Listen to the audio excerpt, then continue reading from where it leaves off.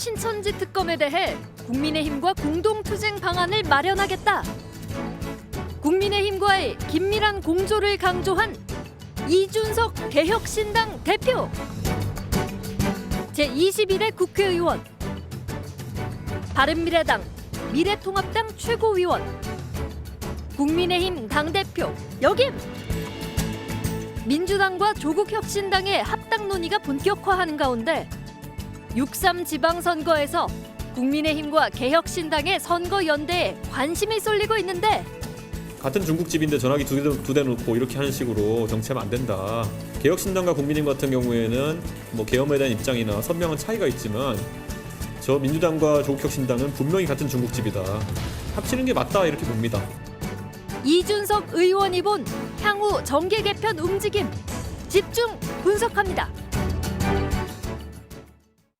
6.3 지방선거를 앞두고 정계 개편 움직임이 본격화하고 있습니다. 이준석 개혁신당 대표와 자세한 이야기 나눠보겠습니다. 이 대표님 안녕하십니까? 네, 안녕하세요. 네. 먼저 지난주 코스피 주가지수 5,000포인트를 돌파했습니다. 코스피 출범 46년 만의 대기록인데요. 이재명 정부 들어서 단기간에 5,000포인트를 달성했는데 과거 이준석 대표의 발언이 소환되기도 했습니다. 이처럼 단기간에 주가 5,000포인트 달성 예상하지 못하셨죠? 사실 저희 개혁신당의 총선 공약이 코스피 5천 달성이었습니다. 네. 그래서 저희가 이 방향에 대해서 한 번도 저희는 다른 입장을 낸 적이 없고요. 지금 이제 다만 이제 일부 유튜브 채널에 대해서 선동적으로 이야기하는 것은 예전에 보면 몇 달 전에 대주주 조건을 이제 인하할 것이냐를 갖고 다툰 적이 있었습니다. 네. 그때 제가 뭐라 그랬냐면은 아니 대주주 조건을 여기서 조정해 버리면은 코스피에 찬물 끼얹는 거다. 그러다가 지금 그때 그 말이 나왔을 때 코스피가 출렁했거든요. 네. 그래서 얼마나 떨어져야 정신 차리겠느냐 이랬는데 그걸 딱 떼가지고 이제 제가 코스피 올라가는 것을 반대한 것처럼 이렇게 만들어가지고 이제 유튜브 채널들이 돌리고 있는 거죠. 네. 그러니까 전체 내용이 아니라 일부분을 편집한 거다 이런 말씀이죠. 저희는 총선 공약과 대선 공약이 전부 다 상법 개정안에 찬성한 입장이었습니다. 네. 통일교와 공천원금 쌍특검법을 요구하면서 단식을 벌이던 장동혁 국민의힘 대표가 8일 만에 중단했습니다. 단식 현장에 이준석 대표를 포함해서 박근혜 전 대통령, 유승민 전 의원 등이 방문했는데요. 이게 범보수 결집의 계기가 됐다 이런 의미를 부여하면서도 빈손으로 끝난 건 아니냐 이런 시각이 있습니다. 장 대표의 단식에 대한 이 대표의 평가는 어떻습니까? 우선 장동혁 대표가 단식하는 거는 전 과정이 국민들에게 생중계됐고 네. 그렇기 때문에 뭐 그 진정성이나 아니면은 그런 부분에 대한 평가는 충분히 장 대표가 잘 받았다 이렇게 보입니다. 그런데 시점으로 봤을 때는 결국 장 대표가 그걸 강행하자마자 바로 표결을 강행해 버렸거든요. 네. 민주당에서. 그렇기 때문에 뭔가 탈출 전략이 애매하고 출구 전략이 애매했었는데 거기서 이제 박근혜 대통령이 와서 만나는 형태로 끝낸 거는 뭔가 좀 예상치 못한 결말이면서도 괴는 안 맞습니다. 네. 예, 이게 사실 박근혜 대통령은 흘러간 물에 가까운 분이거든요. 근데 흘러간 물로 어떻게 앞에 나가는 방향을 돌릴 수 있겠느냐. 이건 좀 약간 안타까운 지점이 남는 거죠. 네. 한동훈 전 대표 제명을 의결한 직후에 단식을 시작하자 여러 정치적 해석이 따랐습니다. 한 전 대표 징계에 대한 책임론이 불거지자 이게 국면 전환을 위한 것 아니냐 이런 지적인데요. 한 전 대표는 단식장을 찾지 않았고요. 이 같은 해석에 대해서는 어떻게 보세요? 아니 뭐 그렇게 한다 해서 그게 뭐가 문제겠습니까? 정치라는 것은 다 타이밍과 그리고 실제 행동을 통해 가지고 본인의 목표를 성취하는 것이고 네. 예를 들어 대통령 같은 경우에도요. 뭐 중요한 거 국내 폭탄 떨어뜨린 다음에 해외 출장 가버린 경우 있습니다. 그런 것들은 다 정치에서 본인이 다 일정 계산하는 것이고 한동훈 대표 입장에서야 본인이 제어할 수 없는 영역에서 이런 일이 벌어지면 속상하겠지만은 네. 다 그런 게 수싸움이 일어나는 게 정치입니다. 그래서 뭐 장동혁 대표가 불법적인 행위를 한 것도 아니고 다 이런 예정된 행보들을 갖고 있다 그러면은 오히려 뭐 정치 기술을 잘 썼다 정도 평가해야 되는 거겠죠. 네. 민주당은 지금 통일교와 신천지 특검을 동시에 하자는 입장인 반면에 국민의힘은 따로 하자고 맞섭니다. 굳이 따로 하자는 것에 대해서 이게 협상 지연용 아니냐 이런 시각도 있던데요. 이에 대해서는 어떻게 보세요? 원래 그러니까 통일교 특검이 얘기 나오게 된 결과가 그 전재수 장관의 금품 수수와 관련된 부분 아니었습니까? 네. 그렇기 때문에 이거 먼저 달려가면 되는 것이고요. 신천지에 대한 수사를 만약 해야 된다 그러면은 그럼 민주당은 의석이 많기 때문에 언제든지 자기들이 하면 됩니다. 그러니까 지난번에 그 윤석열 정부 수사할 때는 3특검이라고 갈라서 하지 않았습니까? 네. 그래놓고 지금은 또 합쳐서 하지 않으면 안 된다고 하는 것 자체가 모순 그 자체다. 근데 김건희 수사와 그다음에 내란 수사를 굳이 나눌 필요가 있었습니까? 나눴잖아요. 그러니까 네. 지금도 통일교 신천지를 나눠서 특검하자는 얘기는 왜냐하면은 두 개의 수사 방향성이 다를 것 같아요. 왜냐하면 민중기 특검이 문제된 것이 뭡니까? 사실 민중기 특검이 통일교에 나왔을 때 권성동 원내대표는 구속시키고 그다음에 전재수 의원은 그냥 봐줬기 때문에 이 논란이 생긴 거거든요. 네. 애초에 그렇게 했으면 이런 얘기 나오지도 않았을 거예요. 근데 지금 통일교 특검, 신천지 특검 따로 하자는 얘기가 나오는 이유는 안 하자는 이야기도 아니고 그렇게 한쪽만 봐줄 수가 있으니까 서로 오해가 없게 따로 그럼 두 개 특검으로 가자라고 하는 거기 때문에 네. 저는 뭐 이렇게 한다고 지연되는 게 아니라 오히려 이렇게 하면은 서로 경쟁적으로 수사해서 빠르게 수사될 겁니다. 네. 국민의힘이 한동훈 전 대표를 제명 처분 지금 절차에 있는데 한동훈 전 대표가 당원 게시판 논란에 대해서 사과했습니다.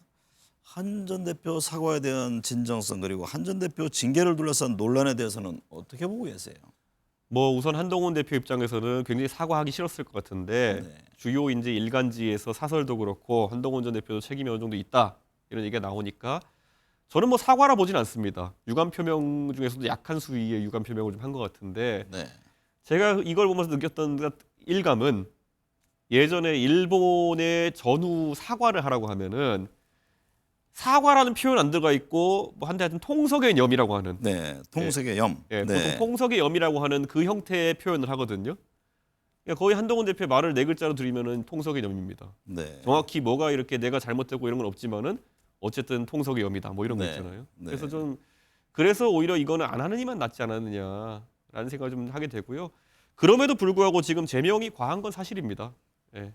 그런데 또 한편 따지고 보면은 국민의힘에서 그럼 저는 그 전에 보면은 저한테 처음에 무슨 허위 사실인 무슨 그 성상납이기 가지고 1년 때린 다음에 1년 6개월을 추가로 윤리가 때렸을 때 그거는 양두구육이라는 표현을 썼다고 해가지고 제가 1년 6개월 당원권 정지 맞은 거거든요. 네.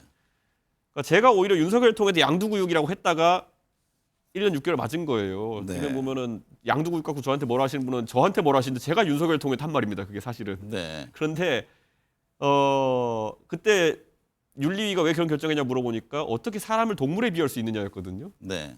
근데 그거로 1년 6개월 맞을 때 아무 소리 안 하던 사람들이 지금의 친한계이기 때문에 저는 본인들이 딱히 할 말은 별로 없을 거다 이런 생각입니다. 국민의힘 뭐 최고위원회 열어서 결정을 할 텐데요. 예. 어떤 결정이 날 것으로 예상하세요? 저는 한동훈 대표에게 최근 한 1, 2주 사이에도 기회가 좀 있었다 봅니다. 네. 그리고 이 기회라는 거는 장동욱 대표에게 뭐 용서를 받거나 아니면 그럴 상황은 아닙니다. 제가 말하기에도 징계가 과했고 네. 근데 장동욱 대표는 어떻게 하라는 게 아니라 국민들이 일반적인 국민들이 봤을 때 아, 한동훈 전 대표가 여기에 대해 성의를 보이는구나라는 모습을 지난 1, 2주 동안 보였으면은 조금 반전의 요소가 컸을 텐데 네. 지금 아까 말했던 그 통석의 염과 더불어 가지고 어제는 보니까 본인들이 뭐 한 1, 2천 명 모여 가지고 세과시를 해 가지고 뒤집어 보겠다는 의도를 보인 것 같아요. 네. 그런데 큰 틀에서 보면은 그게 거기에 모여서 하는 게 무슨 의미가 있나요, 그게? 그러니까 약간 좀 핀트를 잘못 잡은 것 같긴 하다. 그런데 네. 어쨌든 한동훈 전 대표 입장에서는 그 장동욱 대표를 만나가지고 그때 단식 때 메시지를 던질 타이밍도 놓친 것 같고, 네. 그리고 본인이 통석의 개념 그것 때문에 아마 사과도 제대로 못한 것 같고, 이제 뭐가 남아 있을지 잘 모르겠습니다. 네. 한덕수 전 총리에 대한서 법원이 1심 선고가 있었습니다. 내란 중요임무 종사 혐의로 23년을 선고받고 법정 구속됐는데요. 이게 검찰의 구형보다 센 판결이었습니다. 이게 어떤 점을 말해주고 있다고 보세요? 저는 지난 1년 가까이 소위 극우라고 하는 그 강경보수 세력이 했던 것들 중에 얼마나 시간 낭비하고 혹세무민했던 것들이 많았는지를 보여주는 것이다. 지금도 보면 계엄이 아니라 계몽령이다 이런 소리 하고 다니는 사람이 있죠. 그다음 뭐 서부지법 습격하라고 선동했던 사람들이 있죠. 네. 그 외에도 지금도 부정선거 쫓아다니는 사람들이 있죠. 이 사람들이 가장 중요한 게 뭐냐면은 밝은 세상에 나서 토론을 잘 안 합니다.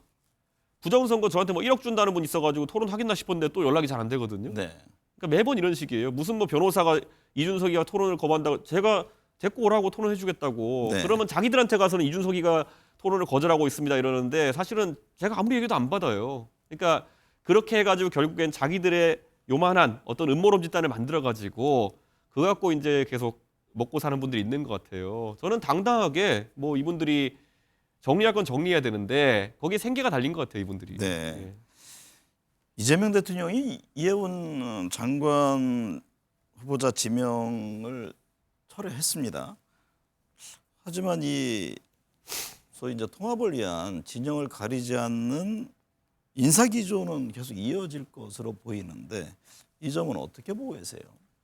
뭐 이재명 대통령 입장에서는 이번에 민주당 내 일부 인사들과의 긴장 관계나 이런 걸 통해 가지고 오히려 민주당에 있는 인사들 중에서 야심이 좀 있는 사람들은 쓸 수가 없는 상황이다라고 판단했을 것 같아요. 예, 그렇기 네. 때문에 결국은 저는 이해운 지명자 같은 진영을 넘나들어 가지고 절대 충성을 바뀔 수밖에 없는 사람들을 좀 쓰려고 할 거로 보이는데요. 네. 사실 저는 이해운 후보자에 대해 초기만 해도 저는 긍정적인 평가 좀 했습니다. 그런데 저는 이번에 청문회에서 개인적인 어떤 그런 뭐 비리나 아니면은 그런 의혹들은 차치하고 더라도요. 네. 제가 알고 있는 이해운 지명자의 경제 철학과 완전 다른 소리라고 앉아있더라고요. 네. 예. 그래가지고 저거는 이해운이라는 사람의 탕평의 협치 인사의 가치 자체가 사라져 버렸다. 네. 흔히 있는 민주당에 있는 이재명 대통령 그냥 쫓아다니는 사람들과 뭐가 다르냐? 그러면은 굳이 할 필요 없다. 네. 저는 이번에 많은 논란을 딛고도 만약에 이해운 후보자가 정책적인 측면에서 소신 있는 모습을 보였으면은 탕평 인사 협치 의사의 가치가 있었다 봅니다. 네. 그게 청문회 사라진 순간 저는 임명 절대 반대로 저는 돌아섰습니다. 네. 보안 수사권 문제 등 검찰개혁 후속 입법을 두고 지금 여당 내 격론이 벌어지고 있습니다. 이재명 대통령은 검찰개혁의 핵심은 검찰에서 개혁을 빼앗는 것이 아니고 최종 목표는 국민 권리 구제라고 밝혔는데요. 검찰개혁 방향에 대해서는 어떤 시각을 갖고 있으세요? 그러니까 이재명 대통령이 지금까지 검찰을 공격한 이유는 검찰이 본인을 의도적으로 공격했다고 주장했기 때문에 그런 거거든요. 네. 그런데 지금 와서 이재명 대통령이 집권하고 나니까 세상 편리한 게 검찰인데 이 4대 권력기관이 하는 것 중에 가장 강한 게 검찰인데 이 검찰 없이 통치하려니까 너무 피곤한 겁니다. 지난번에 그래가지고 백혜령 경정인가?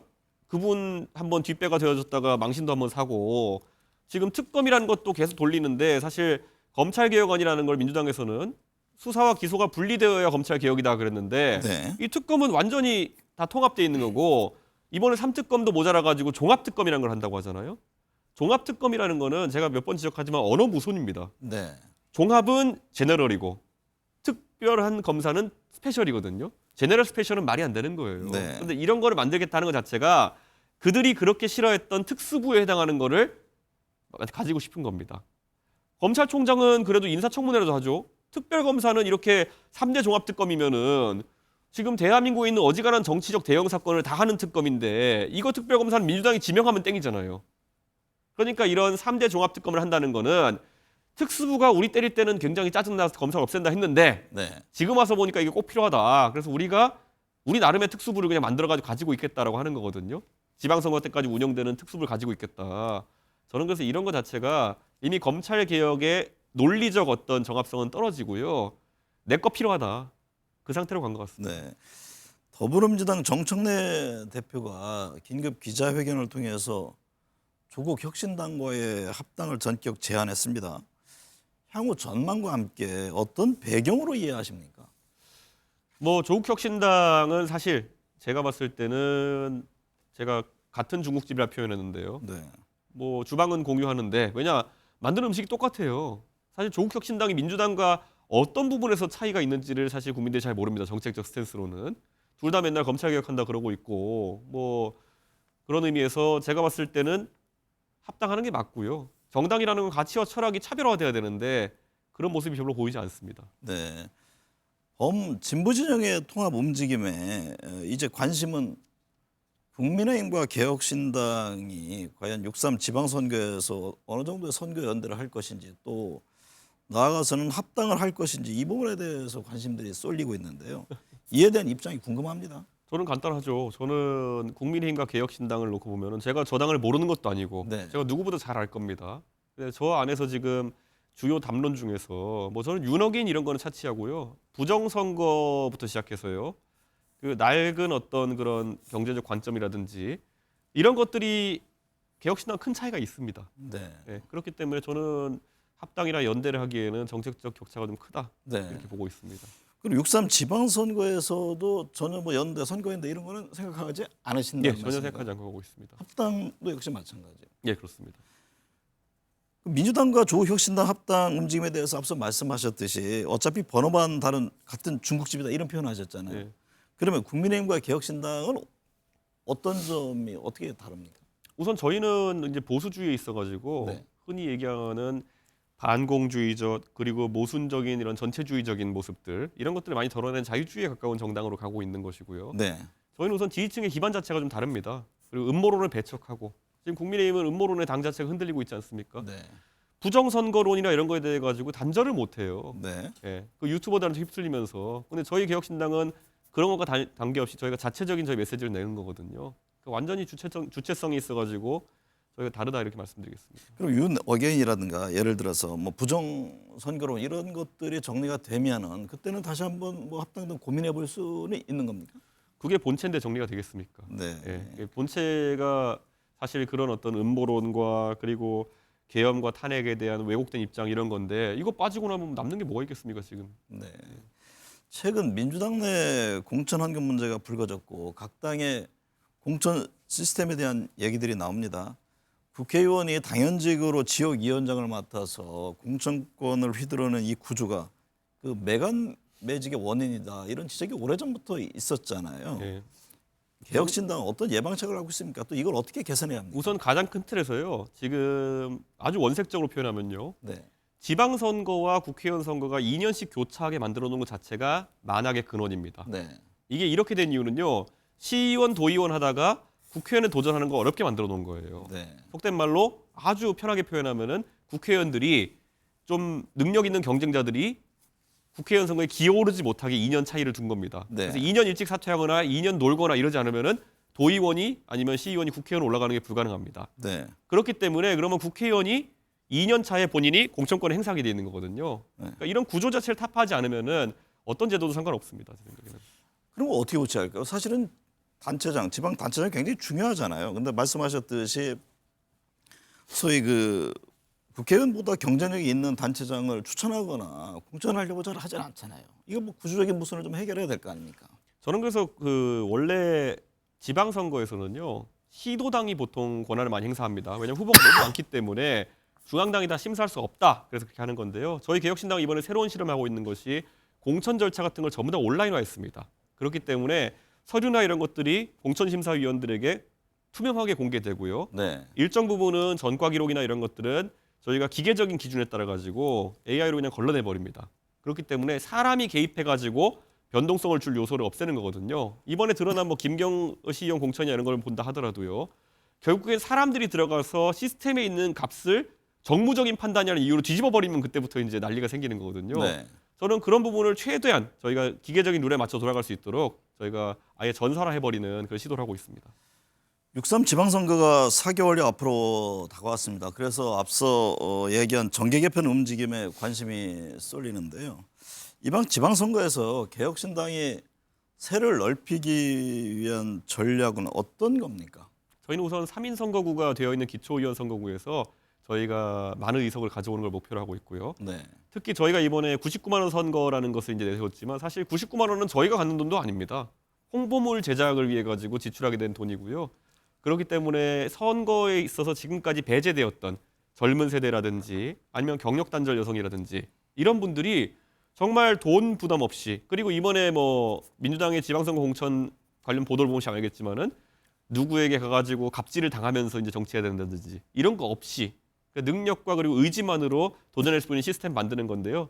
벌써 저희가 이제 공천 시스템을 연 다음에 벌써 한 270명 가까운 분들이 지원을 지금 해주셨거든요. 네. 그렇기 때문에 지방선거에 있어가지고 저희가 목표한 대로 수천 명의 후보가 나올 수 있을 것 같습니다.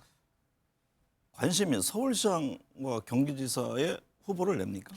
저희가 서울시장과 부산시장 후보는 이미 훌륭한 분들이 나와서 이제 경쟁하고 있고요. 네. 그 외에도 인천시장, 대구시장 그리고 뭐 지금 여러 군데에서 대전, 네. 충청, 남도, 세종 이런 데는 다 광역단체장 후보들이 지금 나와서 활동을 하고 있습니다. 네. 그렇기 때문에 저희가 또 저희 당은 지난 총선과 대선을 당당하게 치러냈기 때문에 일정 지지율을 기록으로 남겼고 그래서 네. 저희가 TV 토론 참여가 보장돼 있는 정당입니다. 네. 그렇기 때문에 아마 유권자들이 우리 개혁신당 후보들의 선전을 기대해도 좋을 것 같습니다.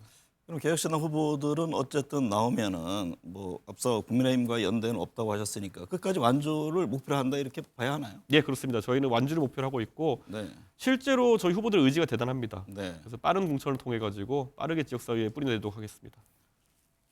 이준석 의원은 경기지사에 한때 좀 관심이 있었잖아요. 예, 좀 부정적인 입장을 견지했는데 출마에 대해서 여전히 제가 변함없나요? 개혁신당을 차리고 나가지고 네. 총선도 그렇고 대선도 그렇고 제가 이제 후보로 계속 뛰어야 되는 상황 속에서는 제가 지휘를 할 수가 없습니다. 네, 근데 이게 사실 제가 국민의힘에 있을 때도 제가 선거 지휘하면서 사실 큰 성과를 내고 했던 건데 선거라는 거는 뭐 이름이 알려진 후보가 나가가지고 총대 메고 나가서 언론전하는 것도 중요하지만은 지방선거는 워낙 많은 후보가 나오기 때문에 체계적으로 지원할 수 있는 것을 하지 못하면은 네, 정말 곤란합니다. 네. 그래가지고 선거에 있어서는 선거 지휘에 있어서는 개혁신당에 저를 지금 가름할 만한 사람 아직 없기 때문에 제가 그 역할을 해야 될 것 같습니다.